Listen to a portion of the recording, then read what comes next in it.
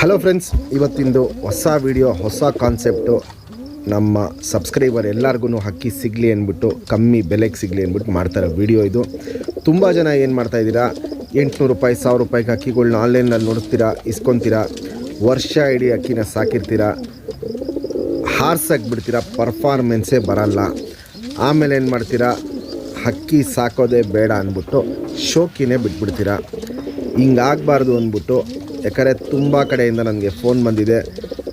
ಇಂಥವ್ರದ್ದು video ನೋಡ್ಬಿಟ್ಟು ನಾನು 800 ರೂಪಾಯಿಗೆ ಇಸ್ಕೊಂಡೆ, ಇಂಥವ್ರ ವೀಡಿಯೋ ನೋಡ್ಬಿಟ್ಟು ನಾನು 2000ಕ್ಕೆ ಇಸ್ಕೊಂಡೆ, ಅವ್ರ ಹಕ್ಕಿಗಳೇ ಆಡ್ತಾಯಿಲ್ಲ ಅಂತ ತುಂಬ ಜನದ ಫೋನ್ ಬಂದಿತ್ತು.